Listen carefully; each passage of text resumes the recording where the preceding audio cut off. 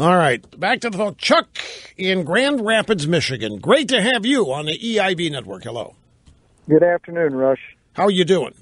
Good. Merry Christmas to you and happy birthday to your wonderful bride. Thank you. I'm sure she appreciates that. Thank you very much.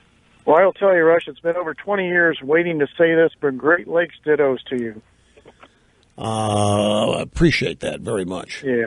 Hey, Rush, it's kind of ironic if you look at what's going on with the North Korean now with this deal with Sony, how everyone seems to be shocked that they gave them what they wanted and they still want more. Isn't that exactly what happens with all of the liberal mindsets with environmentalists? Or especially, you can't, in this case, we got blackmail going on. You cannot ever satisfy a blackmailer. You pay once and it's over. They're going to keep coming back over it. It's never over, actually. Now, in your case, what you're talking about, the left is, in a way, same. No matter what they get, it's never enough. They're never happy. And by the way, the one thing that people need to remember, when the left proposes solutions to big problems that they have made in the first place, they create these problems, they fix things, they break things, then they want their own agents, government, bureaucracy, whatever, to fix the problem.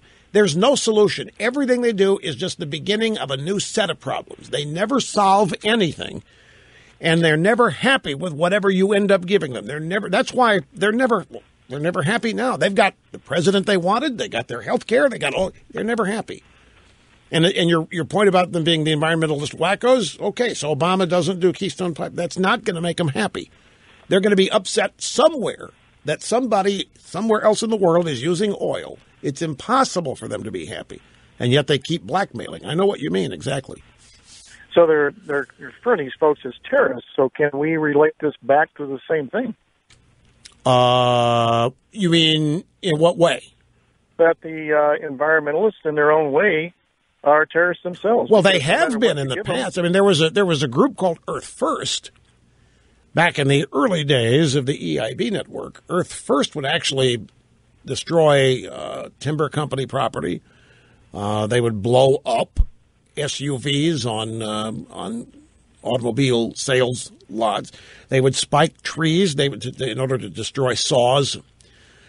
They would destroy housing developments. They would blow up housing developments. The environmental movement has been filled with eco-terrorism.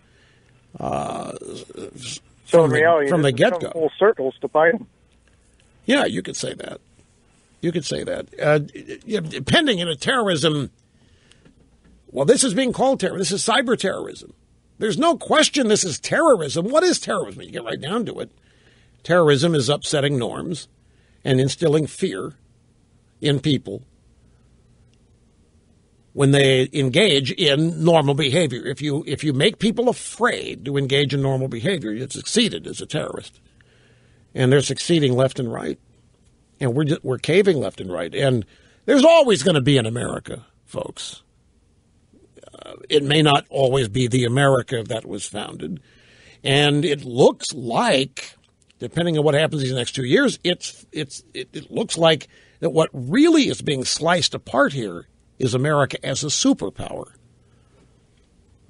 When we speak of America in decline, that's really what is in decline here. Not just that culturally we're in decline. We've got corruption, perversion, and rotting throughout our culture.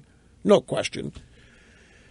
But we also are seeing the decline of the United States as a superpower. And I believe that to be targeted. I believe that to be purposeful. And our ability to project power is in decline, as is our willingness to project power in decline. The two go hand in hand. Anyway, Chuck, I appreciate the